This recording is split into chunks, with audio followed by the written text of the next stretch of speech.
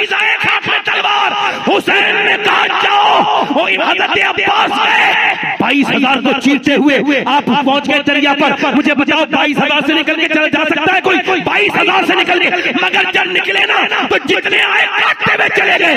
ऐसा काटा कि लोगों को ऐसा लगता था कि ये मैदान करबला नहीं है बल्कि मैदान बद्र है, जहां अली अली तलवार चला रहा है, अली की तलवार चल रही है। ऐसा काटा, काटते काटते जब पहुंचे आप दरिया पर, इमाम ने कहा था मेरे हुसैन, मेरे अब्बास जा और जा करके दरिया पे से पानी भर ला। मैंने इमाम से कहा पहले क्यों नहीं भेजा?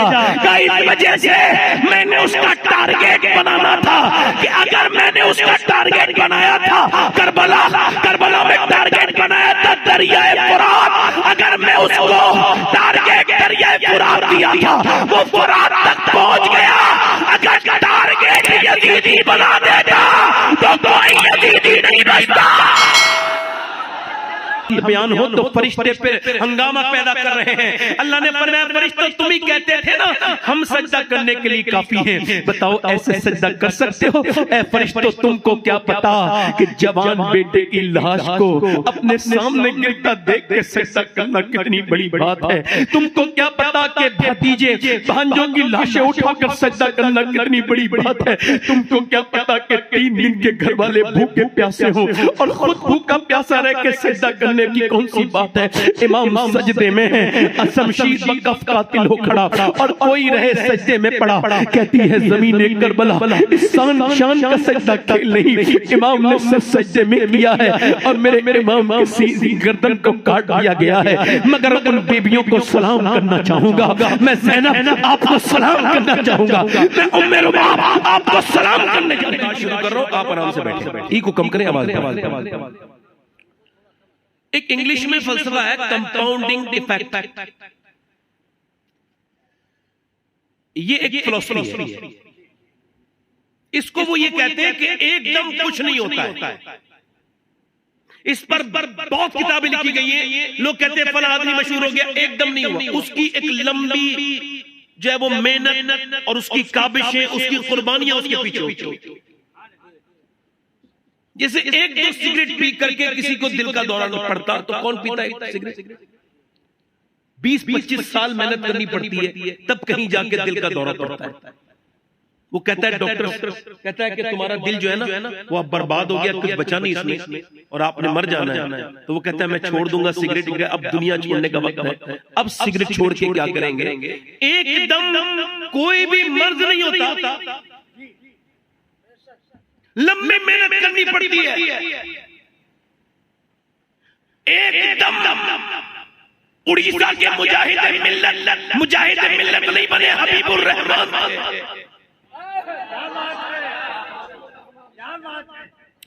अगर कोई कहे कि एकदम तो वो सीरत पर जुल्म कर देगा।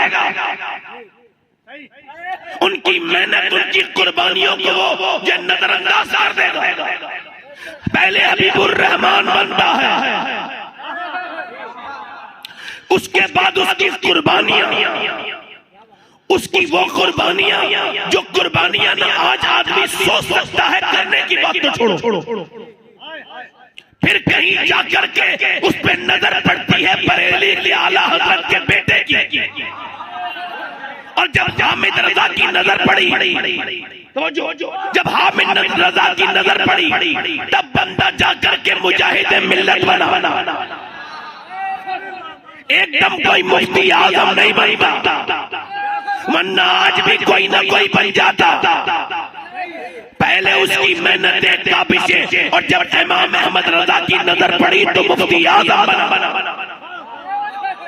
मुफ्ती आजम बन के चमका बगैर किसी मिसाल के समझ लिए। इकबाल कहता है लोग मुझसे कहते हैं कि हुसैन ने करबला में हक अदा कर दिया, तो मैं कहता हूँ पूरी बात कहा करो, अधूरी बात मत कहा करो। पूरी बात यह है कि पहले मदीने में अली ने बाप होने का हक अदा किया और फातिमा ने माँ होने का हक अदा किया, फिर हुसैन ने करबला में हक अदा कर दिया।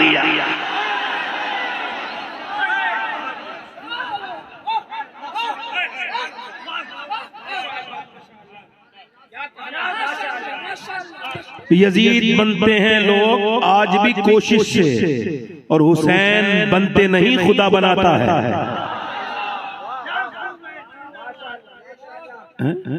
तवज्जो तो करें, जरा गौर करें, मेरी तरफ तवज्जो करते चले जाएं। थोड़ा सा हल्का सा ईगो और कम कर दें, मैं आपकी तरफ तवज्जो कर रहा हूं, आप मेरी तरफ तवज्जो करते चले जाएं। अब मुझे देखें, आप फलसफा थोड़ा सा समझ लीजिए, कंपाउंडिंग इफेक्ट को समझ लीजिए, थोड़ी सी और फिलॉसफी समझ लीजिए कि ये होता क्या है। आपके जो बच्चे हैं ये आपके पास आए हैं, तो आप जो जानवरों की तरह लोग काम करते हैं, आते हैं, सो जाते हैं। अब बच्चे बेनमाजी, माँ बेनमाजी, पूरा घर बेनमाजी, लोग कहते हैं कि बंदा जो है ना बिगड़ गया, मेरा बेटा बिगड़ गया।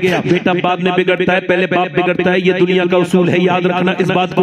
जब तक बाप नेक नहीं होगा, बाप अपनी बीवी को गालियां देगा तो बेटा अपनी बीवी को गाली देगा। बाप अगर अपनी बीवी को मारेगा तो उसका बेटा अपनी बीवी को मारेगा।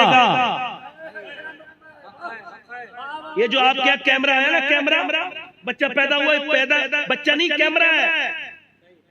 इमाम गजाली कहते हैं, तुमने कभी सोचा नहीं कि भैंस के बच्चे को इतनी अकल के 3 मिनट में अपनी मां के थनों तक चला जाए, दूध पीने लगे।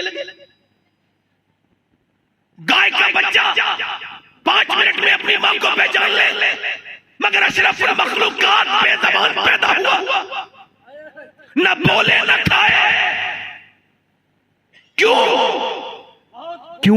इस वजह से लोग कहते हैं मेरा बच्चा मेरा कहना नहीं मानता। इमाम गजाली कहते हैं कैसे मानेगा, तुमने अपने बच्चे को अपना कहना मनवाया ही नहीं। कैसे तवज्जो करें। अच्छा, इस पर रिसर्च हुआ कि ये बच्चे पागल कौन पैदा होते हैं, माँ के पेट से मेंटली डिस्टर्ब, ये जो जिनका तवाज़ुन ठीक नहीं होता, बच्चे पैदा होते पागल। ये जो माँ के पेट से पैदा पागल हुए, ये कैसे हो गए पागल? अब जरा तवज्जो करो, इस पर हॉवर्ड ने रिसर्च किया, हमने नहीं, हॉवर्ड ने रिसर्च किया, और हॉवर्ड ने रिसर्च किया तकरीबन 27 साल। फिर उन्होंने बताया 80% बच्चे वो हैं जो अपनी माँ के पेट में थे, इनके बाप ने इनकी माँ को मारा, उस जाहिल को पता नहीं था बीबी को मार रहा है, मगर असर उसके पेट के बच्चे पे हो रहा है। अब चाहे कलकत्ते दिखा या बैरूनी कलकत्ते दिखा, अब तो तू जो करना था तू कर दिया। अब मुझे बताओ, जब औरत प्रेग्नेंट मूवमेंट में डॉक्टर के पास जाती है तो वो कहता है कि अगर तुम चाहती हो बच्चा ताकतवर बने तो आयरन की चीजें खाना, जैसे सेब खाना, और तुम जो है वो सेब खाना और बादाम खाना, और चाहती हो कि विटामिन डी बढ़े तो ज्यादा जो है वो अमरूद खाना, ज्यादा धूप में बैठना। अगर तुम ये चाहती हो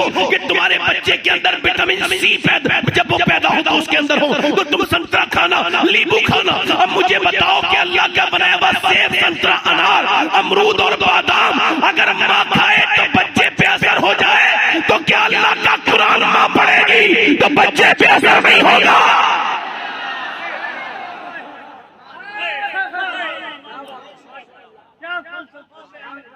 समझो। माँ अगर गुटखा खा रही है तो माँ का असर बच्चे पर हो रहा है डॉक्टर के मुताबिक। इसी वजह से सैयदा राबिया बसरी औरतों को बिठाल के कहती थी, ऐ औरतों, अब प्रेग्नेंट हो गई हो, अल्लाह ने तुम्हें औलाद की उम्मीद दे दी है। तुम अगर ये चाहती हो कि 9 महीने पेट में रहने वाला बच्चा दोज़खी न हो बल्कि जन्नती बन जाए, तो तुम अपनी डिलीवरी अपने हमल के वक्त में बिल्कुल नेक हो जाना, झूठ भी मत बोलना, क्योंकि ये पैदा बाद में होगा, तेरी आदतें इसके अंदर पहले आ जाएंगी।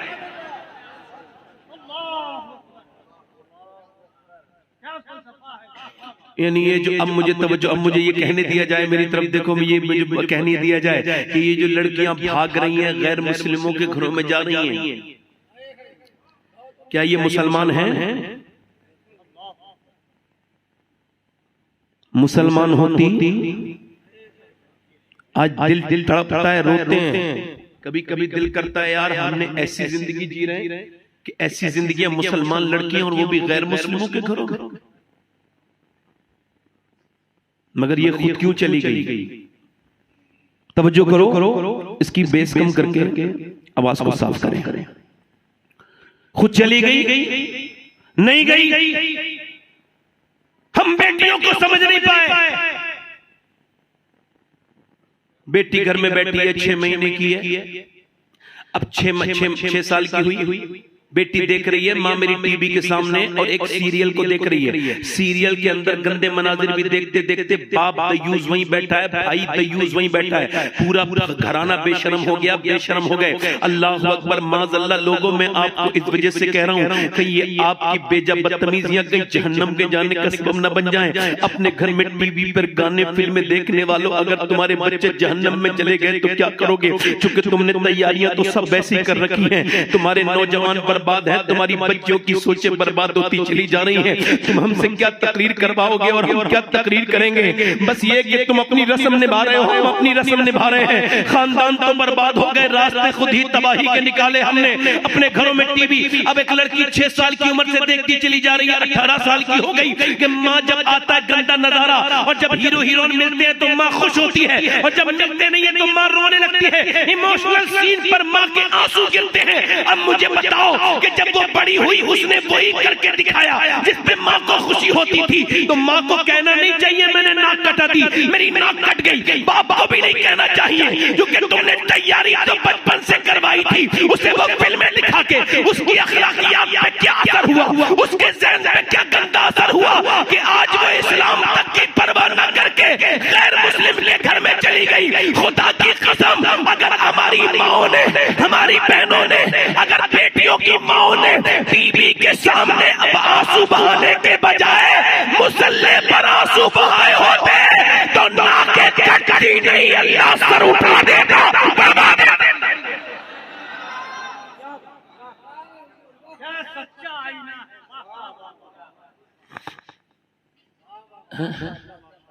इधर देखो, इधर देखो, वो जहां जहां मेरी बेटे, हम तो यही जरिया है पहुंचने का। हम उनके बेडरूम तक अगर पहुंच जाए ये हमारी बात। वो जो लड़कियां, जो कल मैं निकल के जा रहा था एयरपोर्ट से, तो लड़कियां सिगरेट पी रही थी। तो एक साहब 3-4 लोग थे, मुझे लेने आए थे एयरपोर्ट से, तो मुझसे बोले देखे ये सब लड़कियां सिगरेट पी रही। मैंने मुझे ना दिखाए, मैं आपको एक बात बताऊं, मैंने कहा मैंने यही तो सब कराने के लिए पढ़ाते हो आप लोग। ये पढ़ लिखी, ये कामयाब लड़की है, कामयाब लड़की। और यहाँ पर एक जुमला कहूंगा मैं, हाँ, बाहया औरत अपने शौहर के बिस्तर पर भी बाहया होती है, और बेहया गैर लोगों में भी। और फिर मेरे उस्ताद कहते हैं कि औरत के अंदर 2 चीजें हैं, ये निकाल दी जाए तो वो फिर औरत ही नहीं। एक वफा है, दूसरी हया है। ये दोनों निकल जाए तो फिर औरत किसी लाया नहीं है। मेरे खानदान में एक लड़की का इंतकाल हुआ, 3 बच्चे थे 33 साल की उम्र में। जब उसकी रूह निकलने वाली थी, मैं दिल्ली में था। जब अस्पताल में डॉक्टर को बुलाया, तबीयत ज्यादा बिगड़ रही, चलो डॉक्टर कमरे में आया, उसने अपनी चादर उठाई और अपने ऊपर को ढकने लगी। यहीं पे उसका दम निकल गया, चादर नीचे गिर गई। मगर ये बात समझा के चली गई, अगर बचपन में पर्दा करा दिया जाए तो रूह निकल जाती है, मगर हया नहीं निकलती। हया बोलो, हया नहीं निकलती, हया नहीं निकलती। मौलाए कायनात मौला अली, जोर से तो बोलो। आज 10 मुहर्रम का दिन था, आज पूरी तकरीर सुन के जाना, किसी की पूरी बात सुन के फिर उसके बाद दिल से सोचना कि ये बातें जो आदमी कर रहा है ये ठीक है कि गलत। मुझे खुदा के लिए दाद मत दो, कोई बात नहीं, मगर मेरी कुछ बातों को मालूम। जैसे घर में गंदा तस्वीर चल रही हो बंद करो, गंदी फिल्म चल रही हो बंद करो, कोई नाच कूद हो रहा हो बंद करो। बोलो मानोगे ये अल्लाह के लिए? तवज्जो करो, मौला कायनात मौला अली इतना बड़ा पहलवान जमाने में पैदा नहीं हुआ जितने अली हैं। अच्छा, उसका सबूत यह है कि पहली जंग है इस्लाम की, बदर, और बदर में 70 मारे गए कुफारे मक्का। कितने बोलो, कितने मारे गए? और 312 सहाबा ने मिलके मारे 35, और अकेले अली ने मारे 35।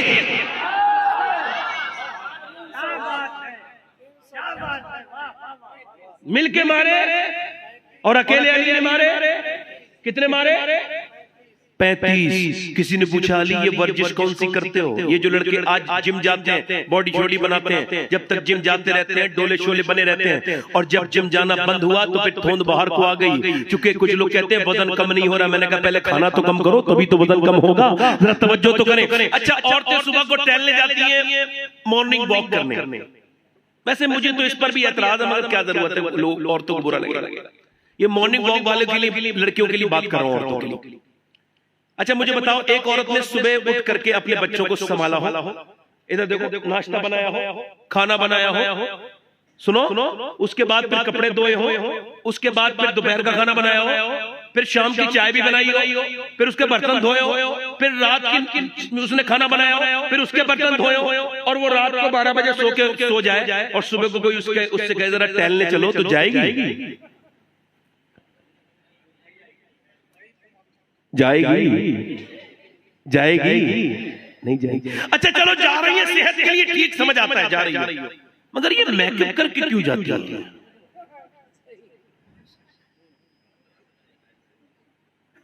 मैं किसी की नियत पे शक नहीं कर रहा हूं, मैं नहीं कह रहा हूं उनकी गलत नियत होगी, मगर पूछ रहा हूं कि आखिर जा रही है, मेकअप करके जाने का क्या मतलब है? अली से पूछा, मौला अली से, अली आप वर्जिश कौन सी करते हैं? पर मैं कोई वर्जिश नहीं करता। का फिर कहते एक रात में 1000 रकात नमाज नफिल पढ़ता हूं। कितनी बोलो? 1000। एक कहना आसान है, इसकी काउंटिंग बड़ी आसान है। 1000 यहां तो नफिल छोड़ देते हैं लोग। हाँ, और अगर सेहतमंद रहना है तो लंबी इबादत करना सीखो। लंबी इबादतें, लंबे सजदे, लंबे रुकू। अरे याद रखो, मैं नौजवानों से कहता हूँ, क्या जिमों में लगे पे हो, क्या जिम में जा रहे हो? ये जिम तुम्हें सेहत दे सकते हैं, मगर तुम्हें अल्लाह की मोहब्बत नहीं दे सकते। आओ, एक ऐसा जिम है जो मुस्तफा ने लगाया है कि अपनी मस्जिद में या अपने घर में रात में मुसल्ला बिछाओ और रात की नमाज लंबी पढ़ना शुरू कर दो। जितना पसीना तुमने जिम में बहाया है, कुछ नहीं मिला, अगर इतना मुसल्ले पे बहा दिया तो अल्लाह मिल जाएगा।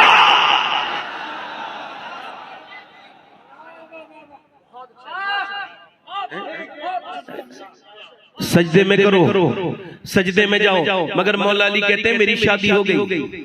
बोलो शादी किसकी हो गई? जोर से तो बोलो। और शादी किससे हुई है? सैयदा तैयबा ताहिरा आबिदा जाहिदा सैयदा कायनात सैयदा आलिमा फाजिला सैयदा तैयबा ताहिरा उम्मे अबीहा सैयदा फातिमातुज़ ज़हरा। जरा गौर तो करो, जब फातिमातुज़ ज़हरा आती थी तो नबी उनके लिए सिर्फ खड़े होने होते थे, बल्कि उनके हाथ को चूमते थे, और हाथ को चूमने के बाद पेशानी को चूमते थे, और फिर हुजूर सूंघते थे। सैयदा ने कहा अब्बा सूंघते क्या है? फरमाया मेरी बेटी, तेरे अंदर से जन्नत की खुशबू आती है। बोलो बोलो बोलो बोलो बोलो जन्नत की। अरे यार, आज तक किसी बादशाह ने अपनी बेटी को इतनी इज्जत नहीं दी, किसी बादशाह ने नहीं दी जितनी मेरे हुजूर ने दी। शादी हो गई। अच्छा, ऐसी अगर इज्जत आदमी अपनी बेटी को देने लगे तो कभी नाक कटाएगी। इसमें एक कमी यह भी है लड़कियों को दूर जाने में कि आप लड़कियों को टाइम नहीं देते, उनके साथ बैठा करो। मैं तो अपनी भतीजियों के साथ बैठ के हुजूर की बातें करता हूं। अल्लाह ने मुझे 3 बेटे दिए, बेटी नहीं कोई, तो भतीजियों के साथ बैठ के मैं पूरी सैयदा फातिमा की बातें बता देता हूं, और उन पे असर भी इसका बहुत जबरदस्त कि वो 5 वक्त की नमाज है। आप टाइम ही नहीं देते अपनी बच्चियों को, आपने वक्त ही नहीं दिया। अब मेरी बात सुनिए, मौला अली कहते हैं मेरी शादी हो गई। कहते हैं मैं एक दिन फातिमा के पास गया, परेशान थी। मैंने कहा क्या हुआ फातिमा? कहने लगे हमारे दोनों बच्चे बीमार हैं, अल्लाह से दुआ करो, अल्लाह वो दोनों ठीक नहीं हो रहे। मौला अली बोले चलो दुआ करते हैं, मन्नत मांग लेते हैं। और मन्नत क्या मांगी? सैयदा फातिमा ने, ऐ अल्लाह मेरे बच्चों को शिफा दे दे, मैं 3 रोजे रखूंगी। सुभान अल्लाह। आज तो औरतें जाती हैं तावीज वाले के पास। बुरा ना मानिए, कोई तावीज वाला हो, मैं किसी तावीज वाले का खिलाफ नहीं हूं। सारे तावीजों में बरकत होती है, इतनी सही है, बरकत होती है। इधर देखें, तावीज तो नहीं लिखते हो? अच्छा तो जाओ, मैं टॉपिक बदल देता, कोई बात नहीं, दिल आजारी नहीं होनी चाहिए ना किसी तो वो जो है अब वो ताबीज वो फाल खोलने वाले पहले तो मुसलमानों में थे, अब तो गैर मुस्लिमों में भी है। वो पर्चा लिखते हैं और बता देते हैं ये होने वाला है, ये होने वाला है। एक पर्चे बना रहे हैं लोगों के, और पर्चों पे मुसलमान भी उनको देखते हैं, ये पर्चे बना रहे हैं। खुदा की कसम, अल्लाह का बनाया हुआ पर्चा कोई पढ़ नहीं सकता है। उसने जिसके लिए जो पर्चा बना दिया, ये खुद जो दूसरों के पर्चे बना रहा है अपना नहीं पढ़ पाएगा। जब इसकी आने वाली होगी ना तो अपना पर्चा नहीं पढ़ पाएगा। और इस पर यकीन करने वाले कितने बेवकूफ हैं। तवज्जो तो करें मेरी तरफ, मेरी तरफ गौर करें। अब वो ताबीज वाले के पास जा रही है, मेरी बेटी, मेरी बहन, मेरा आदमी हाथ में आ जाए, मेरा आदमी हाथ में आ जाए, ये हो जाए, वो हो जाए। बरकत के ताबीज वो लोग लिख रहे हैं जिनके खुद के घर में बरकत नहीं है। मगर मेरे कहने का मतलब ये, तवज्जो करें जरा मेरी बात पर, कि सैयदा फातिमा ने दुआ मांगी, अल्लाह अकबर, अली दुआ कर रहे हैं, अल्लाह मेरे बच्चों को शिफा अता कर दे। इसका मतलब ये कि अहले बैत को जब कोई मसला होता था तो अल्लाह से रुजू करते थे, अल्लाह से रुजू करते थे। ए मालिक फजल फरमा दे, मेहरबानी कर दे। अब मुझे बताओ, दुआ करने वाला अली वलियों का सरदार हो और आमीन कहने वाली फातिमा हो तो क्या दुआ कबूल नहीं होगी? और सुनो, लोग कहते हैं, मैं आपको बताऊं कि वो कहते हैं कि लोग जन्म से महान इंसान नहीं होता। मैं मानता हूं ये फलसफा मुसलमानों को नहीं मानना चाहिए, क्योंकि हम अल्हम्दुलिल्लाह जन्म से ही तो बरकत वाले हैं। हम काफिर और मुशरिक के घर पैदा नहीं हुए, मुसलमान के घर पैदा हुए। ये शुक्र अदाने की बात नहीं, तो ना शुक्र होगी। अच्छा, किसी ने अपनी मर्जी से अपना बाप नहीं चुना, तकदीर तो माननी पड़ेगी, तकदीर को न मानना कुफ्र है। तकदीर ये है कि किसी ने अपनी मर्जी से अपना बाप, अगर बाप चुनता कोई तो गरीब के घर बच्चे पैदा होते कभी सब बिल गेट्स के गरीब पैदा होते, गरीब के घर तो कोई बच्चा पैदा नहीं होता। मगर मर्जी से इंसान ना अपना बाप अपनी मर्जी से चुन सकता है, ना अपनी माँ मर्जी से चुन सकता है, ना अपनी बहन मर्जी से चुन सकता है, ना अपना भाई मर्जी से चुन सकता है, ना अपना बेटा मर्जी से चुन सकता है, ना अपनी बेटे का इंतखाब अपनी मर्जी से कर सकता है, ना अपनी मर्जी से नाना चुने, ना अपनी मर्जी से नानी चुने। मगर खुदा की कसम जरा गौर तो करो, किसी का बाप ठीक है तो माँ ठीक नहीं है, किसी की माँ फजीलत वाली है तो बाप फजीलत वाला नहीं है, किसी के दोनों फजीलत वाले हैं तो फिर भाई ठीक नहीं है, किसी की बहन ठीक नहीं है, किसी का नाना फजीलत वाला नहीं है। मगर दुनिया में एक घराना ऐसा है, वो हुसैन है, जिसे अल्लाह ने इतना नवाजा उसकी तकदीर को कि उसको अगर अल्लाह ने भाई दिया तो हसन बनाया, जो सारे जन्नती जवानों के सरदार है। उसकी माँ सारी जन्नती औरतों की सरदारा है, उसका बाप अली सारे वलियों का सरदार है, उसकी नानी सारी उम्महातुल मोमिनीन की सरदारा है, और उसका नाना सारे नबियों का सरदार है। अफजल है कुल जहां में घराना हुसैन का, अफजल है कुल जहां में घराना हुसैन का। अरे नबियों का ताजदार है नाना, पीछे वाले नाना। दुआ की अल्लाह हमारे बच्चों को शिफा दे दे, हमें मेरे मालिक बच्चों को शिफा दे दे। अल्लाह ने फजल किया, बच्चे दोनों ठीक हो गए। सुबह को सहरी के वक्त में रोजे की तैयारी, सैयदा फातिमा ने पानी पेश कर दिया, कुछ भी नहीं था घर में। पानी से अली ने रोजा रखा, पानी से हसन ने, जरा बड़ा ध्यान से सुनना, पानी से हसन ने, पानी से हुसैन ने, पानी से सैयदा ने, पानी से अली ने। और फिर पानी से रोजा रखने के बाद ऐसा नहीं उनके घर में एसी लग रही थी या पंखे चल रहे थे, बल्कि सुबह के वक्त में मौला अली अपने बच्चों के लिए गए निकल के घर से, और मजदूरी की पूरे दिन रोजे की हालत में, और शाम को जो लेकर के आए। नबी की बेटी ने चक्की चलाई, चक्की चलाते चलाते अल्लाह के रसूल की बेटी ने फिर आटा बनाया, आटा बनाने के बाद फिर रोटी बनाई, फिर वो रोटी बनाने के बाद बिलाल की अजान का इंतजार हो रहा है। दस्तरखान सज गया कि सैयदा फातिमा मस्जिद की तरफ इंतजार कर रही है, हसन इंतजार कर रहे हैं अजान का। मगर अजान की आवाज आने से पहले एक आवाज आई, मैं मिस्कीन हूँ, मुझे 2 दिन से खाने को नहीं मिला है, कि नबी की बेटी मुझे कुछ दे देंगी? सैयदा फातिमा ने सबसे पहले अपनी रोटी उठाई, लो हसन दे के आओ उसको। तो अली बोले लो मेरे बदले की भी दे आओ। तो हसन हुसैन बोले फिर अम्मा अब्बा हम क्यों बाकी रचे, आप हमारे बदले की भी दे दे। पूरी रात गुजर गई, फिर सुबह हुआ, फिर मौला अली ने पानी से सहरी की, फिर चले गए मजदूरी करने। अगर आपका बाप मजदूर हो, भाई मजदूर हो, तो शर्म मत करना उसका नाम बताने में। हाँ, शर्माए वो जिसका बाप हराम का काम करता हो, 2 नंबर के पैसे कमाता हो। हजरत इमाम हसन बसरी कहते हैं मजदूर लोमड़ी नहीं होता है, वो शेर होता है, शेर।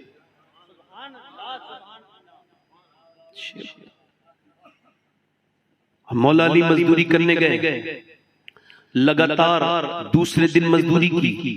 शाम का वक्त है, सैयदा ने भूखी ने खाना बनाया है, चक्की चलाई है, रोटी बनाई है। रोटी बनाने के बाद इमाम हसन को इमाम हुसैन के सामने रख दी है। इंतजार हो रहा है अजान की आवाज, मगर अजान की आवाज आने से पहले एक यतीम की आवाज आई, और यतीम की आवाज ये थी कि मेरा बाप मर गया, मैं 2 दिन का भूखा हूँ, क्या नबी की बेटी मुझे कुछ दे सकती है? मैं आपके दर पे बड़ी बड़ी उम्मीदें लेके आया हूँ, मेरी उम्र अभी कम है, कुछ कमा नहीं सकता, न मुझसे भूख बर्दाश्त हो रही है न मेरी माँ से।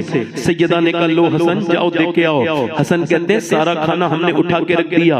अब उसके बाद ये तीसरा दिन शुरू हो गया। तीसरी रात में फिर सुबह को पानी पी के अहले बैत में रोजा रख लिया, और फिर मौलाए कायनात गए हैं, और फिर जो है अल्लाह के रसूल के दामाद गए हैं, और जाकर के फिर आपने मजदूरी की है। एक हदीस मैंने मदीने में बैठ के पढ़ी थी 21वें रमजान को। हदीस शरीफ ये थी कि मौला अली कहते हैं एक दिन में अपने घर आया तो मैंने अपनी बीबी को दरवाजे पे दस्तक दी। 15 दिन के बाद लौटा था। कहते दरवाजे पे जब दस्तक दी तो मेरी बीबी ने मुस्कुरा के मुझे सलाम किया। पहले सलाम किया, दरवाजा खोला, मुस्कुरा के सलाम कर दिया। मैं अपनी बेटियों से कहता हूँ जिनके घरों में झगड़े चल रहे हैं, जिनके शौहरों से उनकी मोहब्बत नहीं है, मैं कहता हूँ ताबीज वालों के पास मत जाओ। मैं तुम्हें खादिम बन के अपना छोटा भाई मान लो, मुझे अपने खादिम समझ लो, और मेरी ये बात मान लो कि तुम एक ही काम करो, जब तुम्हारा शौहर आए तो तुम्हें किसी ताबीज की जरूरत नहीं पड़ेगी, बस मुस्कुरा के उसको देख लिया करो, उसको सलाम कर लिया करो। जब वो घर में आए तो मुस्कुरा के उसको शाम को सलाम कर लो,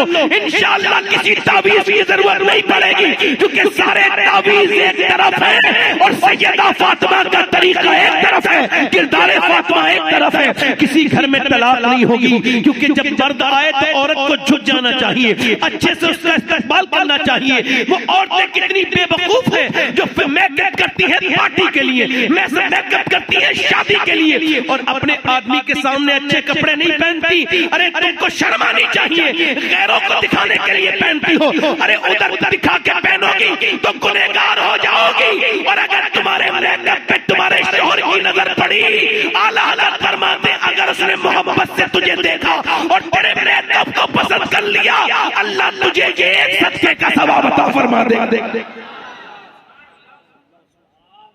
जब शौहर आए तो बस मुस्कुरा के, वसीम बरेलवी ने कहा था थके हारे परिंदे जब बसेरे को लौटे तो सलीक़ेमंद शाखों का लचक जाना जरूरी है।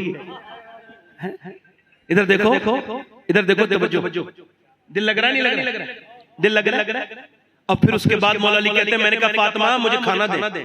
कहते हैं उन्होंने पानी पेश कर दिया। मैंने कहा प्यास नहीं लगी, भूख लगी है। कहते मौला अली जब मैंने ये कहा ना तो फातिमा अंदर गई। मैंने कहा खाना नहीं आई, फिर मैंने कहा खाना नहीं, फिर मैंने आवाज दी फातिमा खाना नहीं लाई आप। अंदर से रोने की आवाज आई। कहते मैं अंदर गया तो दोनों आलम के मालिक मुख्तार की बेटी बैठी हैं, जिनका चेहरा हुजूर की तरह। अम्मा आशा फरमाती हैं जिसका लहजा, जिसके होंठ, जिसकी नाक, जिसकी पेशानी, जिसका मुस्कुराना, जिसका उठना, जिसका बैठना बिल्कुल नबी की तरह है, वो फातिमा है। फातिमा चलती थी ऐसा लगता था आमना का लाल चल रहा है। फातिमा बोलती थी ऐसा लगता था आमना का लाल बोल रहा है। फातिमा अपने अब्बा से इतनी मोहब्बत करती थी। अल्लाह अकबर। सैयदा जब रो रही हैं तो अली बोले ऐ नबी की बेटी आप क्यों रोती हैं? आपको खाना ना देने का बड़ा अफसोस है। कहा क्यों? कि जब आप घर से गए थे तो 2-3 दिन का फाका था, आज तो कई दिन हो गए हमारे घर में कुछ नहीं पका है, आपके बच्चे भूखे लेटे हैं। हजरत अली कहते हैं मेरी आंखों में थोड़े बहुत आंसू आए, मगर मैंने जब्त करके कहा आपने मुझे बताया क्यों नहीं? कहने लगे जब आप गए थे इस वजह से मेरे अब्बा ने कहा था कि फातिमा अली से वो मत मांगना जो उनके पास मौजूद न हो। मौला अली कहते हैं मैं खड़ा था, बैठ गया दीवार के साथ और फिर बहुत रोया कि अल्लाह फातिमा को तो मेरे दिल का भी हाल पता है कि मेरे पास पेट भर भर के खा के अहले बैत नहीं समझ सकते हम लोग। उठे मौला अली, मैंने कहा कहते फिर फातिमा भी रोने लगे। मैंने क्यों रोती है फातिमा? कह लेंगे मेरे सरताज मेरे अब्बा के घर में आज 16 दिन से चूल्हा नहीं जला है। अली कहते अपने बच्चों का गम तो बर्दाश्त था, मगर हुजूर की बात सुन के तड़प गया।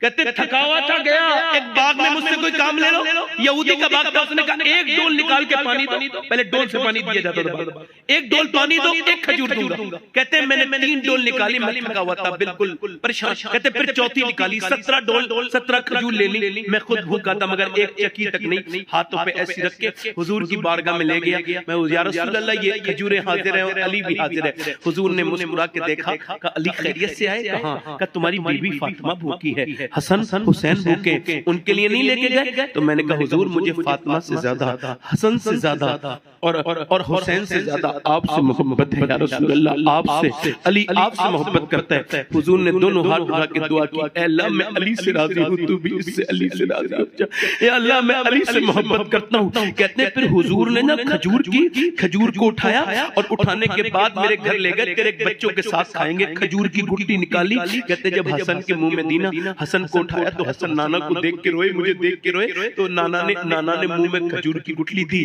तो सैयदा फातिमा रोने लगी, तो सर पे हाथ रख के कहा मेरी बेटी बताऊं दुनिया कलील, दुनिया छोटी है मेरी लाडली, दुनिया आखिरत बड़ी है मेरी बेटी। आज देखो ये तीसरा दिन है और सैयदा खातून जन्नत मखदूमा कायनात आज भी रोटी बना रही है, आज भी रोटी बना रही है। अल्लाह अकबर, आज भी रोटी बना रही है। और जब रोटी बना के खाना तैयार हो गया ना, तो अब फिर इंतजार हो रहा है अजान, मगर अजान की आवाज से पहले आवाज आई, ऐ नबी की बेटी मैं एक मुसलमान नहीं हूँ, गैर मुस्लिम हूँ, काफिर हूँ और मैं मैदी भी हूँ। पूरे मदीने में मांगा मगर कहीं खाने को नहीं मिला।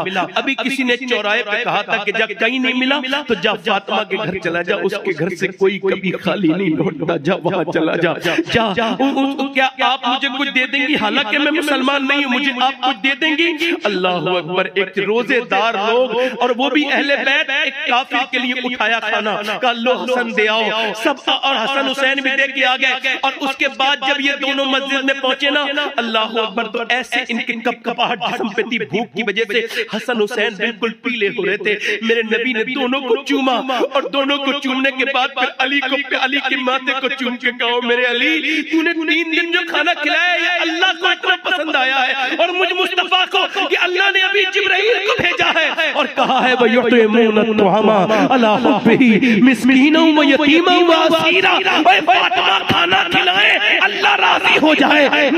नबी मोहम्मद का वो घर है कि जिस घर अल्लाह अकबर, कितने आप खुद न खाते हैं, भूखों को खिला देते हैं। कैसे साबिर है मोहम्मद के घराने वाले, मगर ये रोजे 4 दिन नहीं चले, ना 2 दिन चले, मगर सिर्फ 3 दिन चले, ताकि सैयदा फातिमा बता रही थी ओ यजीदियों मेरे बच्चों को 3 दिन से तुम डरा नहीं सकते, क्योंकि करबला तो 50 साल के बाद होगी। मदीने में तैयारी पहले ही करवा दी गई है।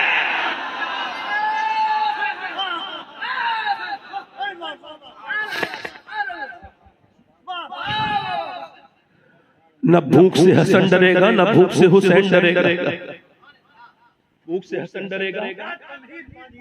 इधर देखो, अब इधर देखो, मेरी तरफ देखो। अब घरों में मुसल्ले बिछना बंद हो गए। सैयदा उम्मे सलमा कहती हैं कि मैंने अपनी आंखों से देखा कि मदीने की औरतें अपने बच्चों को लोरियां देती थी, मगर फातिमा ने कभी कोई लोरी नहीं दी। का फिर का वो कुरान पढ़ पढ़ के सुला देती थी, वो हसन को कुरान की लोरियां देती थी, वो हुसैन को। आज अफसोस है कि हमारे घरों में मुसल्ले नहीं बिछते। पाकिस्तानी सीरियल के लिए टाइम है, मगर मेरी बहन के पास नबी पर जो कुरान नाजिल हुआ है उसके लिए टाइम नहीं है।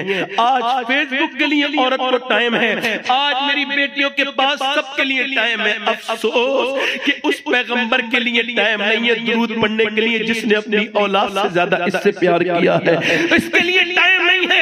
इधर देखो मेरे भाइयों, मेरे इमाम हसन कहते हैं मेरी माँ हाथों से सारे काम करती थी, चक्की चलाती थी, झाड़ू लगाती थी, कुएं से पानी मगर जबान से कुरान की तिलावत करती थी। मौला अली कहते हैं जब मेरी शादी हुई मैंने कहा फातिमा मैं ऐसा कुरान पढ़ता हूँ। अच्छा, इसको अशरफ अली थानवी ने भी लिखा है, वो के मौला अली ऐसा कुरान पढ़ते थे, एक पांव रखते थे घोड़े की रकाब पर और जीन पर बैठने से पहले कुरान पूरा हो जाता था। समझ में नहीं आया ना? समझ में जो आए वो करामत हो ही नहीं सकती, ये अली की करामत है। एक पांव रखते हैं कहां पे बोलो, रकाब पर, और घोड़े पे चढ़ने से पहले कुरान पूरा हो जाता है। कहते मौला अली मैंने फातिमा से कहा, ए फातिमा आप कैसा कुरान पढ़ती है? मैं तो आपकी अब्बा की सोबत से ऐसा कुरान पढ़ता हूँ, आप कैसा कुरान पढ़ती है? तो सैयदा ने कहा मैं अपने अब्बा की दुआ से ऐसा कुरान पढ़ती हूँ कि मैं अपनी चक्की शुरू करती हूँ, उसके अंदर दाने डालती हूँ, एक चक्कर पूरा नहीं होता कि फातिमा का कुरान पूरा हो जाता है। अरे जब माँ ऐसा कुरान पढ़े और बाप ऐसा कुरान पढ़े तो बेटा अगर नेज़े पे चढ़ के कुरान पढ़ दे तो हैरत की बात क्या है?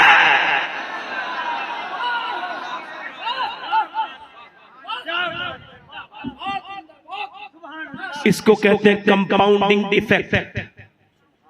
पहले फातिमा, फिर अली, फिर हुसैन, फिर हसन, फिर ज़ैनब, फिर ज़ैनब।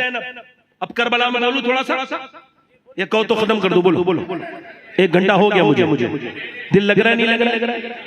दिल लग रहा है। तवज्जो। हुसैन, अच्छा देखो मिशकात शरीफ की हदीस है, हज़रत इब्ने अब्बास, अब्दुल्ला बिन अब्बास कहते हैं कि मैंने हुजूर को 10 मुहर्रम के दिन देखा, एक शीशी में खून था और हुजूर की जुल्फों पे कुछ गर्द थी। मैंने कहा हुजूर ये क्या है? फरमाया करबला से आ रहा हूं, मेरे बच्चे शहीद कर दिए गए और करबला के सारे लोगों का खून इसमें है। यहां पर मैंने अपनी एक बात सोची कि यार अहले बैत में सिर्फ 22 या 23 है और बाकी तो सब बाहर के थे, तो 2 शीशियां होनी चाहिए। ये मेरे घर वालों की है और ये उनके जानिसार की है, मगर एक ही शीशी में हुर और हुसैन दोनों का खून है।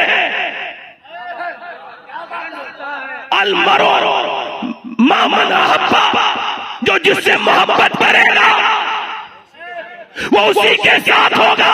मेरे नबी ने सारे लोगों के खून मिला के ये बता दिया, अगर वो कलकत्ते का हो, अगर वो बंबई का हो, अगर वो चाहे वो हैदराबाद का हो, चाहे वो हिंदुस्तान का हो, चाहे वो किसी दुनिया के कोने का हो, अगर उसके दिल में हुसैन की मोहब्बत है तो वो कयामत के दिन अलग नहीं होगा, वही होगा जहां हुसैन होंगे।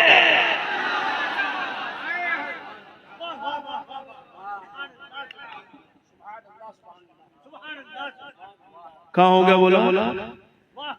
आज ये जो अपनी मोहब्बत में जलसे करा रहे हैं, ये जो हुसैन के कामों में लगे हुए हैं, ये जो नबी के बेटे का जिक्र बुलंद कर रहे हैं, ये वही होंगे जहां हुसैन होंगे। कहाँ होंगे बोलो? रही बात यजीद की, उसकी तो कोई बात ही नहीं है। मैंने कहा ना यजीद वाले भी अपना नहीं कह सकते उसे। क्या यार अल्लाह का फजल है, हम आला हजरत को ना माने तो कैसे ना माने ये बताओ जरा। हमें आला हजरत ने क्या दिया? ये सुन्नियत को मजबूत करके हमें दे दिया। अब सुनो, कोई भी ये दुनिया का ऐसा सुन्नी नहीं है जो ये कह दे यजीद हमारा है, मगर देवबंदियों ने भी लिखा है और ये अहले हदीस तो कहते हैं कि यजीद हमारा है। कहते नहीं इसको जो वो डिफाइन करते, तावील निकालते, ये करते, वो करते। तवज्जो करो, वो करते नहीं, दुनिया को ये दिखाते हैं कि देखो हमारे दिलों में यजीद की मोहब्बत इसी वजह से है कि हम कयामत के दिन यजीद के साथ जहन्नम में होंगे और तुम्हारे दिलों में जो हुसैन की मोहब्बत है तुम हुसैन के साथ जन्नत में होगे।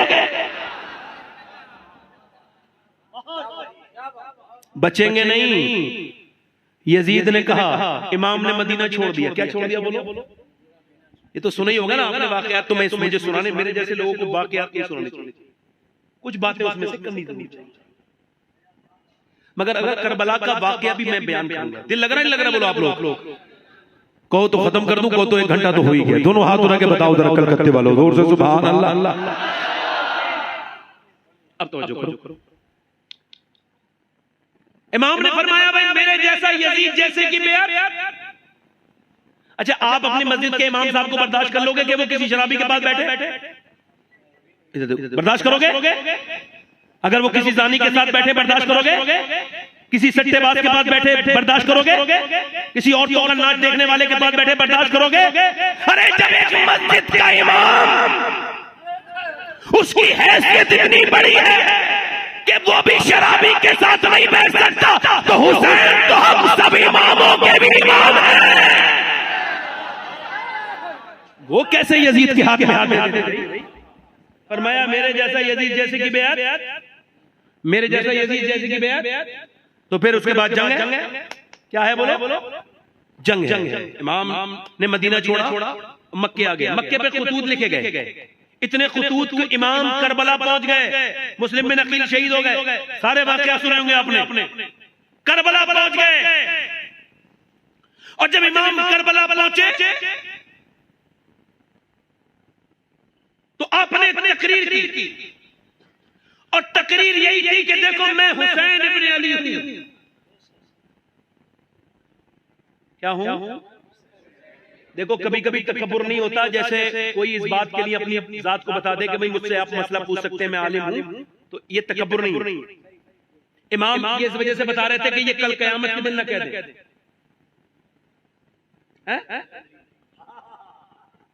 फरमा रहे मैं हुसैन हूं।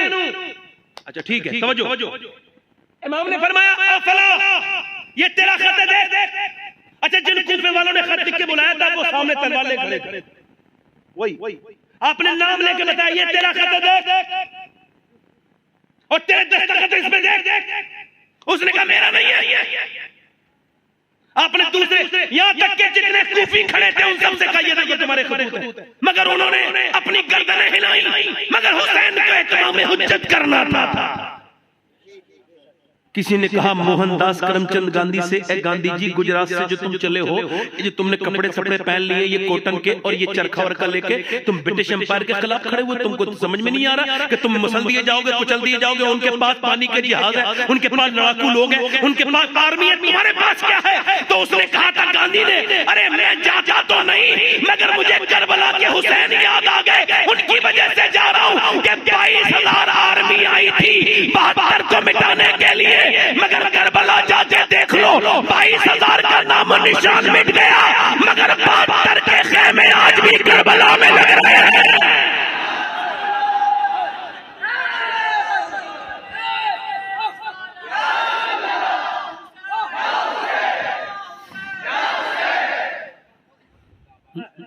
अब देखो इमाम अली मकाम ने तकरीर कर दी। अब इसके बाद अल्लामा नेभानी ने एक नुक्ता लिखा है, अब यहाँ पे देखने का, इधर देखो, अब्बास, जोर से बोलो सुभान अल्लाह। कमरे बनी हाशिम, कमरे बनी हाशिम, अब्बास जिसके बाजू अली की तरह, जिसका लहजा अली की तरह, जिसकी तलवार चलाने का अंदाज, जब वो मैदान में उतरे तो ऐसा लगता था हैदर एक कर्रार है। मगर तवज्जो करना, निभानी लिखते हैं, इमाम ने फरमाया चिराग बुझा रहा हूं, यजीद को हुसैन चाहिए, तुम अपने अपने घर जाओ। भाई अपना मोबाइल थोड़ी देर के लिए साइलेंट कर लो, 2 डिब्बे मेरे पास भी हैं, और आपसे जरूरी फोन आते हैं, इसको बंद करके रखा करो, ये डिस्टर्ब करता है। आपको पता नहीं इतना बड़ा जो पंडाल उंडाल लगाया गया, एक मोबाइल की टोन से खत्म हो जाता है। बुरा ना मानना मेरी बात का, मैं आपका खादिम हूं, खिदमत करने के लिए कह रहा हूं। डॉक्टर के बजा सकते हो मोबाइल, तो डॉक्टर की भी औकात नहीं इस मिंबर की। बताओ, ये मिंबर रसूल है भाई। तवज्जो करो, बात ध्यान बढ़ जाता है। मैं कितने कहां था और कहां आ गया। अभी थोड़ी देर पहले करबला में था, हजरत अब्बास की बारगाह में, 1 मिनट में कलकत्ता ले आया मुझे। तसव्वुर ही तो है, खुदा की कसम तसव्वुर ऐसा है। बल्कि शेख अब्दुल कादिर जिलानी ने फरमाया कि तुम सोते हो और तुम सोते हो बगदाद में, तुम देखते हो मदीना। अरे आंखें बंद करके कुछ देखा तो नहीं जाता है, मगर जब आंखें बंद हुई तो मदीना नजर आया। इसका मतलब तुम यही थे, रूह मदीने में थी, रूह मदीने में थी। ऐसा ही ये तसव्वुर का कमाल है। करम ये मुझको किया है, मुझ पे किया है मेरे तसव्वुर ने कि आज खींच ली तस्वीरें यार। मेरे इमाम ने फरमाया कि भाई यजीद को कौन चाहिए? हुसैन। मैं चिराग बुझा देता हूँ, जिसको जाना हो चले जाओ। चिराग फरमाया अब्बास, तवज्जो करना इस लफ्ज पर, अब्बास चिराग बुझाओ। चिराग बुझ गया। फिर उसके बाद आपने कहा अब्बास चिराग जलाओ। सारे लोग ऐसे बैठे थे, आंखों में आंसू थे, रो रहे थे। आपने फरमाया गए नहीं? कहने लगे आपको छोड़ के कहाँ जाएंगे? आपको नाना को छोड़ के हमारे बाप दादे बद्र के मैदान में नहीं गए तो आपको कैसे छोड़ के चले जाएंगे? हम आपके आशिक हैं हुसैन। इमाम ने फरमाया फिर देखो अर्श की तरफ। जब अर्श की तरफ देखा सबको जन्नत में अपने अपने महल नजर आ रहे थे, सबको महल नजर आ रहे थे। मगर ये अल्लामा ने लिखा, यूसुफ नभानी ने, इसमें बात एक बहुत सोचने की है। हुसैन ने कहा चिराग बुझाओ अब्बास से और चिराग जलाओ अब्बास से, क्योंकि हुसैन जानते थे और कोई जा भी सकता है मगर मेरा अब्बास नहीं जाएगा। मेरा अब्बास, मेरा अब्बास, मेरा अब्बास। अब्बास कह रहे हैं भाई जाने दो, मुझे जाने दो, मुझे जाने दो। कहते नहीं तो मेरी फौज किससे पे सलार, तुम नहीं जाओगे। इमाम ने फरमाया उसके बाद एक के बाद एक शहीद हो गए। ओनो मोहम्मद तक शहीद हो गए। कहने लगे आका मुझे जाने दो। कहा नहीं नहीं तुम नहीं जाओगे, तुम मेरी फौज किससे पे सलार हो। जब सब कट चुके थे, जब शहीद हो चुके तो अब्बास इमाम हुसैन की तरफ देख के बोले कौन सा लश्कर है जिसका मैं तुम्हें सलार हूं, आप मुझे जाने दें। जब सकीना रोने लगी, इमाम से कहने लगे मेरी भतीजी रो रही है, अब तो जाने दे, पानी लेके आऊंगा। इमाम ने फरमाया ठीक है जाओ। एक हाथ में मशकीज़ा, एक हाथ में तलवार। हुसैन ने कहा जाओ। वो हज़रत अब्बास गए 22,000 को चीरते हुए आप पहुंच गए दरिया पर। मुझे बताओ 22,000 से निकल के चला जा सकता है कोई? 22,000 से निकल के, मगर जब निकले ना तो जितने आए काटते हुए चले गए। ऐसा काटा कि लोगों को ऐसा लगता था कि ये मैदान करबला नहीं है बल्कि मैदान बद्र है, जहां अली तलवार चला रहा है, अली की तलवार चल रही है। ऐसा काटते काटते जब पहुंचे आप दरिया पर, इमाम ने कहा था मेरे हुसैन, मेरे अब्बास जा और जा करके दरिया पे से पानी भर ला। मैंने इमाम से कहा पहले क्यों नहीं भेजा? इस वजह से मैंने उसका टारगेट बनाना था कि अगर मैंने उसका टारगेट बनाया था करबला में टारगेट बनाया था दरियाए फुरात, अगर मैं उसको टारगेट दरियाए फुरात दिया था वो फुरात तक पहुंच गया। अगर टारगेट यजीदी बना देता तो कोई यजीदी नहीं बचता।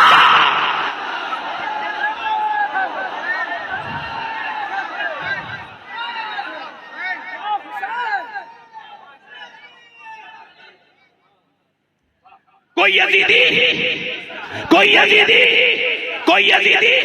यजीद से कल लोगों ने दिमाग तुम्हारा ठीक है, यजीद से कहले कितना खर्चा क्यों कर रहे हो? 72 लोग आ रहे हैं, उन्हें काट के खत्म कर देंगे। 100-1000 लोग दे दो, 1000 ही उन्हें पकड़ के लेके आएंगे। यजीद बोला दिमाग से काम लो और जाओ यहाँ से। तुम 22,000 की लेके जाओ। कहा क्यों? कि तुमने 72 देखे हैं मगर ये नहीं देखे अली के पोते कितने हैं और बेटे कितने हैं।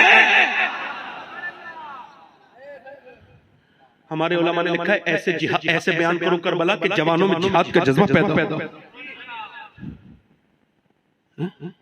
अब्बास गए भी।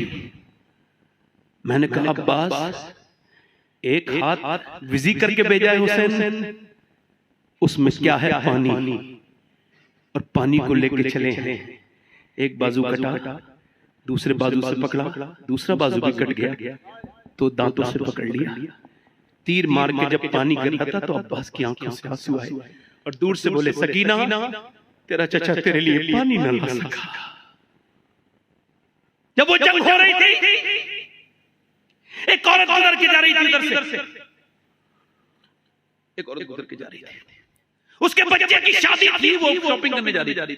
अपने बेटे से देख के तो कैसे शोर मच रहा है, बेटा आके रोने लगा, देख के आया रोने लगा, कहने लगा अम्मा मैंने इतना खूबसूरत इंसान कभी नहीं देखा था। मैंने सामने देखा सूरज से ज्यादा एक शख्स का चेहरा चमक रहा था, उसके चेहरे पे इतना नूर था। मैं करीब गया, मैंने पूछा ये कौन है जिनके खिलाफ लोग जंग लड़ रहे हैं? वो जो सामने खड़े हैं। पहचाना नहीं, फातिमा के बेटे हैं, अली के लाडले हैं, नबी के जो कांधों पे खिलते थे ना वही हुसैन हैं। और ये कह के अपनी माँ से बोला मैंने हुसैन पे बड़ा सख्त इम्तिहान का वक्त देखा है।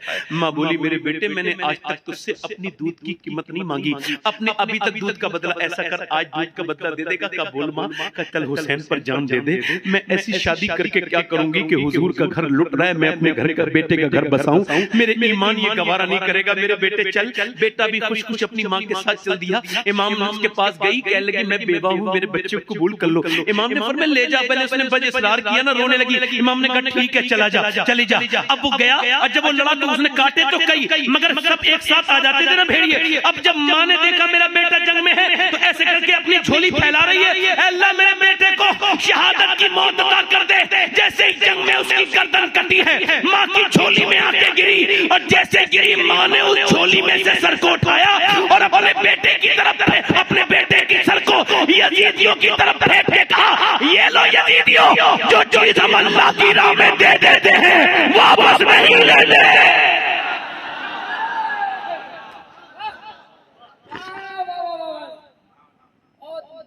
इमाम का भतीजा जाता है, इमाम का कौन? कासिम, हसन की निशानी।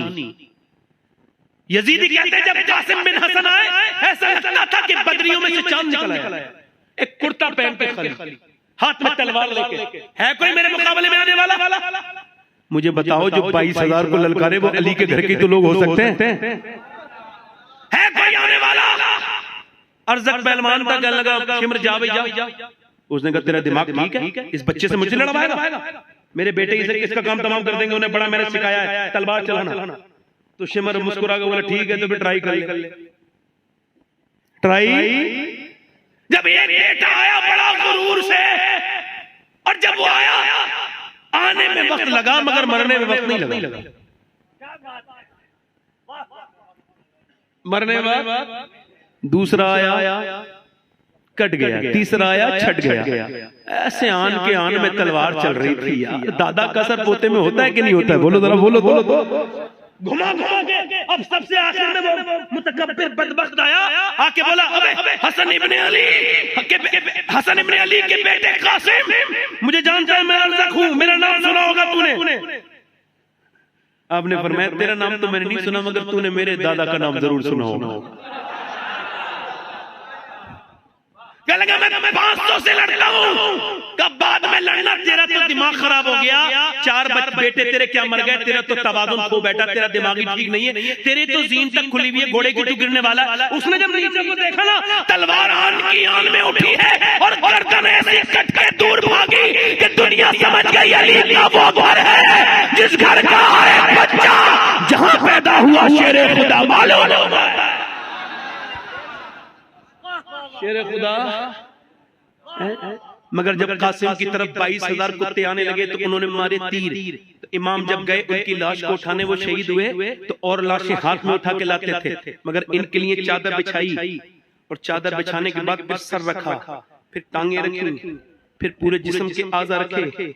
इमाम ने फिर गठरी बांधी, गठरी को जवान भतीजे की गठरी को उठा के इमाम चल रहे हैं, अल्लाह चल रहे हैं, खैमे में पहुंचे। उसके बाद आपके बेटे की शहादत हुई अली अकबर की। जब आप गए ना, अच्छा अली अकबर की चेहरा बिल्कुल हुजूर की तरह, सैयदा ज़ैनब का चेहरा सैयदा फातिमा की तरह, हजरत अब्बास का चेहरा अली की तरह। कुदरत ने ये जमा किए थे कहाँ?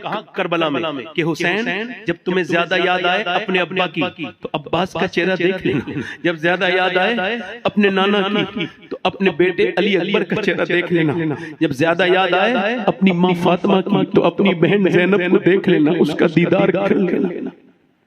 मगर ये करबला है। आला हज़रत फरमाते हैं कौन ऐसा सुन्नी होगा जिसके दिल में वाक़ई करबला का दर्द न हो, जिसकी आंख पुरनम और दिल रंजीदा न हो? कौन ऐसा सुन्नी होगा? आला फरमाते फतवा रिज़विया में। इमाम जब अपने बेटे की लाश उठाने गए ना तो आंखों में आंसू थे। इमाम ने कहा मेरे बेटे रो क्यों रहे हो? तो बेटे के आंसू पोंछे, नाना तेरा इंतजार कर रहे हैं, तेरी दादी अपने पोते को देखेगी जन्नत में, जाना मेरे बेटे क्यों परेशान है, रोता क्यों? तो आंखों में आंसू ला के बोले अब्बा आप अकेले रह जाएंगे, मैं इस वजह से रो रहा हूं। इमाम ने अपने बेटे को उठाया, अच्छा 6 महीने के बेटे को दफन किया है, बस एक ही कब्र बनाई है इमाम ने। उलमा लिखते हैं इस वजह से कब्र बनाई थी अली असगर की कि बाद में घोड़े दौड़े थे, अगर उनके जिस्म पे एक भी घोड़े का पांव रख जाता तो अल्लाह पूरी कौम को उसी वक्त अजाब में मुब्तला कर देता।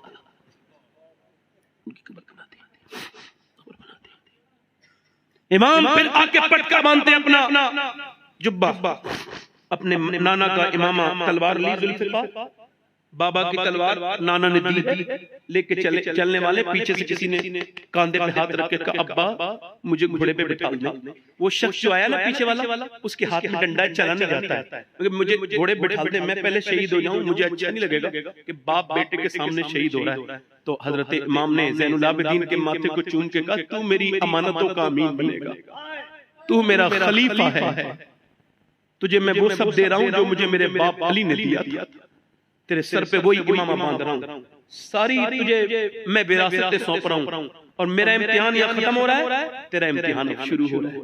मेरे बेटे तेरा दमिश्क में इम्तिहान होगा, तेरा हर जगह इम्तिहान होगा। इमाम ने बेटे को समझाया, फिर औरतों में गए, जाके बोले रोना नहीं, चीखना नहीं, चिल्लाना नहीं, ए हुसैन के घर की औरतों, अहले बैत, रोना चीखना चिल्लाना नहीं, ए शहरबानो, ए उम्मे रुबाब, ए ज़ैनब आप रोना नहीं। सैयदा ज़ैनब ने कहा किसके सहारे छोड़ के जा रहे हो? जिसके सहारे इब्राहिम हाजरा को छोड़ के गए थे, उसी के सहारे छोड़ के जा रहे।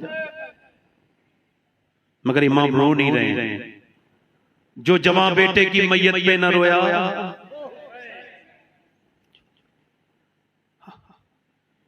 इमाम जब चले तो घोड़े की को बढ़ा रहे हैं, मगर घोड़ा चल नहीं रहा है। आपने नीचे को देखा तो सकीना थी, इमाम ने सकीना को प्यार किया,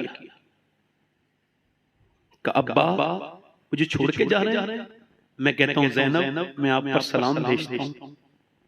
दुनिया में बहनें बड़ी वफा करेंगी, मगर जैसी तूने वफा की है दुनिया की कोई बहन अपने भाई से ऐसी वफा नहीं कर सकती।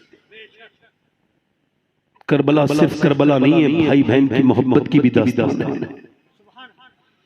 करबला से मैंने बहुत कुछ सीखा है, आप भी कुछ सीखिए जो नहीं सीखे। इमाम ने अपनी बेटी को हटाया, तसल्ली दी और चल दिए। जब कोई कलकत्ता एयरपोर्ट से कोई दम्माम जाता है, सऊदीया जाता है, जब कोई काम करने के लिए गैर मुल्क जाता है तो उसकी बहन रोती है कि मेरा भाई सऊदी जा रहा है, मगर ज़ैनब का भाई कुर्बान होने जा रहा था। कितना बड़ा कलेजा, तो रोई नहीं। फातिमा के लाडले का आखिरी दीदार है, हश्र का हंगामा बर्पा है मियाने अहले बैत, पूरे करती हैं उरूसाने शहादत का सिंगार, खूबरू दूल्हा बना है हर जवाने अहले बैत, अपना सौदा बेचकर बाजार सुना कर गए, कौन सी बस्ती बसाई ताजिराने अहले बैत। इमाम चले, थोड़ी देर लड़ने के बाद वो डर गए। आपने इतने काटे, कोई मुकाबला कौन कर सकता था। उन्होंने तीर मारे, पहला तीर लगा, वापस पीछे पलटे तो देखा ज़ैनब की आवाज आई। रोई थी ज़ैनब? कहा भाई सीने में आपके तीर लगे, बहन तकलीफ हुई है, अकेली रह जाऊंगी। इमाम ने कहा बहन नाना की हदीस है, औरत की आवाज भी औरत है, बाहर मत निकलना, मैं दीन बचाने आया हूं। आए हाय हुसैन, इतने जख्मों के बाद भी नाना की हदीस है याद है, आवाज देते ना मेरी बहन बाहर ना निकलना। काश कि मैंने शादियों में अपनी बहन से कहा होता ले मेरी बहन दुपट्टा ओढ़ ले। क्यों? का हुसैन के सीने में तीर लगा था, उन्होंने अपनी बहन से कहा था मेरे तो कोई तीर नहीं है, मैं हुसैन का गुलाम हूं, कह रहा हूं ले ओढ़ ले। काश मैंने हम अपनी बीवियों से कहते, अपनी माओ से कहते ना सर खाली अच्छा नहीं लगता, ये लो दुपट्टे। काश कि हमने दुनिया को दुनिया के चक्कर में ना पड़े होते, काश समझ पाते। इमाम फिर गए मैदान जिहाद में, और जब गए आपकी तरफ तीर मारे गए। अब मुझे बताओ कि जब 10-15 हजार तीर आएंगे तो कोई जगह ऐसी होगी जो ना लगे। एक तीर सीने में लगा था, उसको निकाल ही रहे थे कि फिर दूसरा तीर माथे की हड्डी में जाके पेवस्त हो गया, उसको निकाल ही रहे थे कि फिर और तीरें और नेज़े, और फिर जमीन पे जब तशरीफ लाए घोड़े से गिरने लगे ना नीचे को, तो गिरते गिरते लब हिल रहे थे और लबों पे मालूम है क्या था? अल्लाह मेरे नाना की गुनहगार उम्मत को बख्श देना, मेरे नाना की गुनहगार नीचे आ रहे हैं, पूरा जिस्म पूरा जख्मों से चूर चूर है, कोई जगह ऐसी नहीं है। ये वो जिस्म है जिसे मेरे नबी प्यार करते थे। ये पेशानी कौन सी थी जिसमें नबी बूसा देते थे? पूरे जिस्म पर भूखे हैं, प्यासे हैं, पूरे जख्म है। इमाम नीचे तशरीफ लाए, नमाज पढ़ चुके थे, मगर सजदा शुक्र के लिए सर झुका दिया। सर झुकाया, ऊपर से शिमर में खंजर रख दिया, ऊपर से खंजर चल रहा है, नीचे से जबान कह रही है अल्लाह हुसैन से राजी हुआ कि नहीं हुआ मालिक, हुआ कि नहीं हुआ? इस नवासे पर मोहम्मद मुस्तफा को नाज है, ऐसे बेटे पर अली और फातिमा को नाज है। सजदा तो सबने किया मगर तेरा नया अंदाज है, तूने वो सजदा किया जिस पर खुदा को नाज है। अल्लाह अकबर। जब ऊपर से खंजर चले और नीचे से अल्लाह की हम्द बयान हो तो फरिश्ते फिर हंगामा पैदा कर रहे हैं। अल्लाह ने फरमाया फरिश्तों तुम ही कहते थे ना हम सजदा करने के लिए काफी हैं, बताओ ऐसे सजदा कर सकते हो? ऐ फरिश्तों तुमको क्या पता कि जवान बेटे की लाश को अपने सामने गिरता देख के सजदा करना कितनी बड़ी बात है? तुमको क्या पता कि भतीजे भांजों की लाशें उठाकर सजदा करना कितनी बड़ी बात है? तुमको क्या पता कि 3 दिन के घर वाले भूखे प्यासे हो और खुद भूखा प्यासा रह के सजदा करने की कौन सी बात है? इमाम सजदे में है, शमशीर बकफ कातिल हो खड़ा और कोई रहे सजदे में पड़ा, कहती है जमीन करबला इस शान का सजदा खेल नहीं, इमाम ने सजदे में किया है और मेरे इमाम की सीधी गर्दन को काट दिया गया है। मगर उन बीबियों को सलाम करना चाहूंगा, मैं ज़ैनब आपको सलाम करना चाहूंगा, मैं उम्मे रुबाब आपको सलाम करना चाहूंगा, मैं आपको शहरबानो सलाम करना चाहूंगा, मैं सकीना आपको सलाम करने चाहूंगा कि जब सूरज डूबने लगा तो अहले बैत ने कहा सैयदा ज़ैनब ने नमाज की तैयारी करो। तयम्मुम कर लिया, पानी तो है नहीं, सारी बेटियां बीबियां हुसैन की सजदे में हैं। ऐसे नमाजी औरतें देखी कहीं आपने कि उधर ऊपर घोड़े दौड़ रहे हैं, भतीजे बेटों की लाश पर घोड़े दौड़ रहे हैं, उनकी हड्डियां टूटने की आवाजें आ रही हैं, मगर अहले बैत के घर की औरतें नमाज पढ़ रही हैं। तुम सजदों से क्यों खाली हो गए? तुमने सजदे करना क्यों छोड़ दिए? तुम्हारी पेशानियों में ऐसी क्या हो गई बात कि आप ये तड़पती नहीं सजदों के लिए? ये लुटा हुआ काफिला जब मदीने पहुंचा तो हजरत अली की एक बीबी जिंदा थी। उन्होंने देखा इमाम ज़ैनुल आबिदीन को तो चेहरा ढक लिया। तो इमाम ज़ैनुल आबिदीन आए, बोले क्या दादी भी पोते से पर्दा करती है? का अंता ज़ैनुल आबिदीन? का हाँ। मेरे लाल तेरी दाढ़ी सफेद हो गई? हाँ। 2 घंटे जो मैंने अपने घर वालों को कत्ल होते देखा है, उसने मेरी दाढ़ी पूरी सफेद कर दी, पूरी सफेद कर दी। मैं पूछना चाहता हूं अपनी बहनों से, अपने भाइयों से, हर बुराई का नाम यजीद है और अच्छाई का नाम हुसैन है। तुमने कितनी नमाजें पढ़ी? तुमने कितने अल्लाह को राजी किया? कब्रें हमारा इंतजार कर रही हैं। नौजवानों, ये क्या जवानियां हैं कि जो फेसबुक की शिकार हो गई? मैं नौजवानों तुमसे कह रहा हूं, अपने ज़मीर से पूछना, तुम्हारी तन्हाइयां बर्बाद हो गई, तुम्हें मोबाइल ने गंदा कर दिया, तुम्हारी अंदर से सोच बेकार हो गई, तुम्हें इंस्टाग्राम की गंदी वीडियो ले गई, तुम्हें वीडियो नाच ले गए। यजीद भी नाच देखता था, तुम भी नाच देखते हो।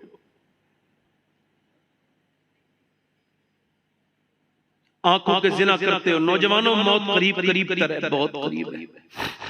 करबला से यही सीखो।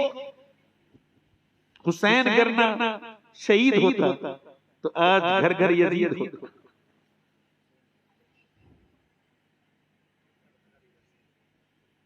पूछना चाहता हूं उस पैगंबर की कयामत के दिन हुसैन को क्या जवाब दोगे? बेनमाजियों, तुम तो पंखों में नमाज नहीं पढ़ रहे, तुम्हारे घर में तो मुसल्लों पर गर्द जम चुकी है, तुम्हारे घर के कुरान, तुम हुसैन के कुरान की तारीफ करते हो।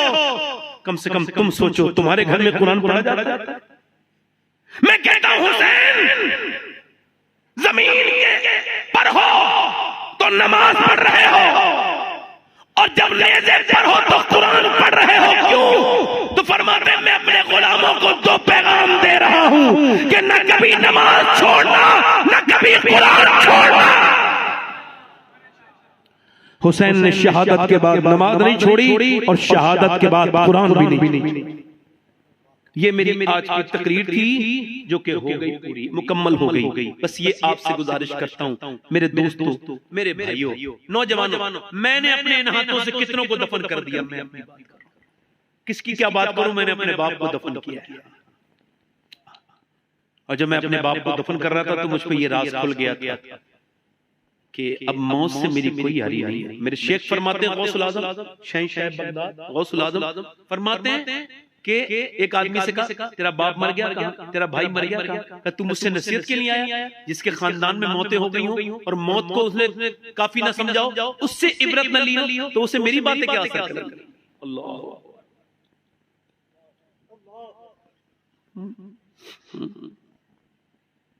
हजरत अली के जब तलवार मारी गई ना, ऐसे करके तलवार मारी तो ये कट गया पूरा। तो इमाम हसन कहते हैं मेरे अब्बा क्या दुआ कर रहे थे मालूम है, ए अल्लाह अली को बख्श दे, अली के अमल बहुत थोड़े हैं, अली के अमल थोड़े हैं, जन्नत में हुजूर के घर के सामने घर है, अमल तो हमारे थोड़े हैं। मौत करीब करीब आ रही है।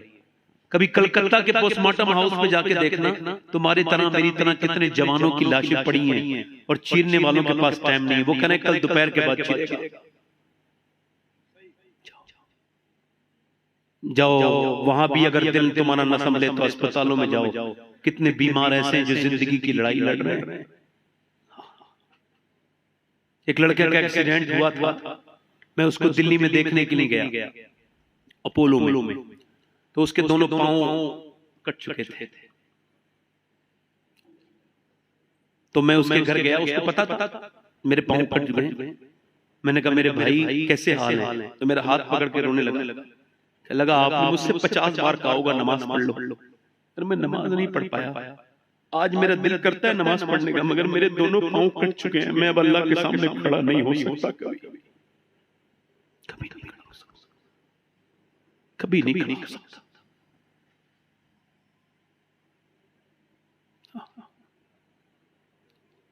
हज़रत सैयदना अनस इब्न मालिक, नौजवानों तुम्हारी जवानी इस वजह से नहीं है कि तुम लड़कियों का पीछा करो, उनसे चैटिंग करो, उनके पीछे भागो, औरतों से इश्क लाओ, ना। ये इश्क तुम्हारे लिए फायदेमंद नहीं है। तुम्हें तो अल्लाह ने इस वजह से पैदा किया तो मदीने वाले से मोहब्बत करो। इश्क दुनिया वाले ने तो कह दिया था कि इश्क निकम्मा करता है। बरेली से आवाज आई थी, इश्क तेरे से जलने से छुटे सस्ते। अनस इब्न मालिक की आखिरी बात कर रहा हूं। अनस इब्न मालिक के एक शागिर्द है, उनका नाम है हारून बिन उस्मान। वो पल्ले बेचते हैं, निहायत खूबसूरत नौजवान है, पल्ले बेचते काम करते हैं। एक दिन गुजर के जा रहे थे तो पकड़ लिया बादशाह के फौजियों ने, कहा मेरी कोई खता होता नहीं जानते तुझे। बादशाह की बीबी ने बुलाया, वो गया तो कमरे में बोली इसको बंद कर दो और तुम बाहर चले जाओ। बंद कर दिया, अब बाहर चले गए। अब वो है ये उससे बोली मुझे तेरे पल्ले वल्ले नहीं खरीदने, तू रोज निकल के जाता है, मुझे तुझसे मोहब्बत हो गई है, ऐसा कर मेरी जिस्मानी ख्वाहिश पूरी कर दे, मैं तुझे इतना पैसा दूंगी कि तू पूरी जिंदगी कमाने की जरूरत तुझको नहीं पड़ेगी। तो उसने फरमाया, वो कहने लगा वो ताबई सुन, मुझे तेरे पैसों की जरूरत नहीं है, मुझे जिना नहीं करूंगा, ये बुरा काम है, तू मुझे जाने दे। उसने कहा देख मेरी बात सुन, इतने पैसे दूंगी कि कभी तुझे पैसों की जरूरत नहीं पड़ेगी। वो बोला दौलत पसंद है ना खजीना पसंद है, मुझको तो मुस्तफा का मदीना पसंद है। तू कैसी बात करती है? वो बोली कि देख ये बता मेरे हुस्न में क्या कमी लगती है? मैं जवान हूँ, मैं देख मैं बादशाह की बीवी हूँ, मैं एक मलिका हूँ, मुझे देखने के लिए लोग बेताब रहते हैं। अब तू है और मैं हूँ और तीसरा कोई नहीं है। ये बता मेरे हुस्न में, मेरे लबो रफ्तार में कोई कमी लगती है? वो ताबई बोला अब मेरी निगाहों में जचता नहीं कोई, जैसे मेरे सरकार है।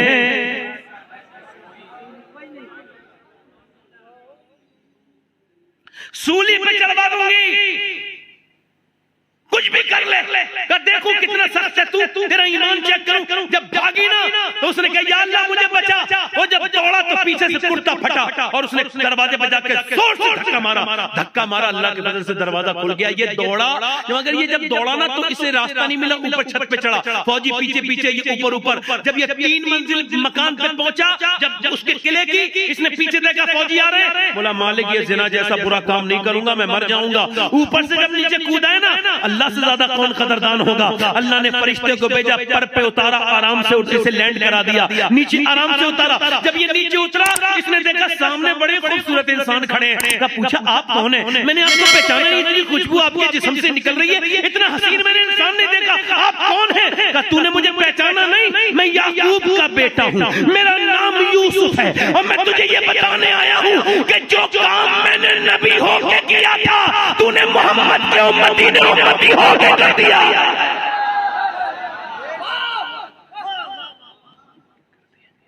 आज तुझे सीने से लगा लूं, सीने से लगाया। हारून बिन उस्मान के अंदर जिंदगी पर खुशबू, मर गए तो कब्र की मिट्टी से खुशबू लगाओ तो दिल तौबा करो उससे। हुसैन इब्न अली के सदके से कहो मालिक हम गुनहगार हैं, एक दिन रूह निकल जाएगी, मौत आ जाएगी, अंधेरी कब्र ठिकाना होगा। ये जिनके लिए जिंदगी जी रहे हैं, जाके कब्रिस्तान में जाना, सुबह से लेकर शाम तक किसी का अजीज नहीं आता फातिहा पढ़ने। जिनके लिए रब को छोड़ते हो ना, वो तुम्हें छोड़ देंगे एक दिन। इसलिए अल्लाह से तौबा करो, अब बुराइयों से तौबा करो, अपनी जिंदगियों में नेकोकार बनो, नेक बनो। हाथ उठा के बताओ, पीछे से आगे से, सिर्फ वो लोग एक दूसरे की तरफ देखें, मुस्कुराए ना। हाथ उठा के बताएं कितने लोग हुसैन के नाम पे गर्दन कटा देंगे? दोनों हाथ उठा के नीचे उलमा नहीं, आप हाथ उठाओ, एक दूसरे की तरफ ना देखना, मुस्कुराना नहीं, हाथ नीचे करें। जो गर्दन कटा सकता है वो कुछ भी कर सकता है ना, कुछ भी कर सकते हैं। कितने लोग ऐसे जो हुसैन के नाम पे आज से गर्दन भी कटा देंगे और आज से पूरी दाढ़ी भी रखा लेंगे। वो लोग खड़े हो जाए, सिर्फ दाढ़ी रखाने वाले खड़े हो, सोच समझ के खड़े हो। पूरी दाढ़ी रखानी है एक मुश्त, जो बगैर सोचे समझे खड़ा हुआ बैठ जाए, हाथ ऊपर कर ले, दाढ़ी सब रखाओगे, दाढ़ी हाथ ऊपर रखाओ। कौन कौन रखाएगा दाढ़ी? वाकई में रखाओगे? जोश और जज्बे में तो नहीं खड़े हुए को? इंशाअल्लाह आज के बाद ना दाढ़ी कटेगी ना मुड़ेगी, इंशाअल्लाह। बैठ जाओ। आप तो माशाअल्लाह मुबारकबाद के लायक। अगर आप में से आधे लोगों ने भी रखा ली, वैसे मुझे उम्मीद सारे लोगों की है। अच्छा, हुजूर की आंखों की ठंडक क्या है बोलो, और हुसैन का पैगाम क्या है? तो जरा मुझे बताओ ना, इंशाअल्लाह दिल से बताओ। आज से शुरुआत करोगे और वादा नहीं, इरादा करो कि नमाज ही काम आएगी मेरे भाइयों। मोहब्बत की अलामत है हुजूर की नमाज। दोनों हाथ उठाकर इंशाअल्लाह नमाज पढ़ेंगे, इंशाअल्लाह अपनी बहन बेटी को पर्दा कराएंगे, इंशाअल्लाह हमेशा मसलक के आला हज़रत पे सख्ती से कायम रहेंगे, इंशाअल्लाह। अल्लाह आपको सलामत रखे।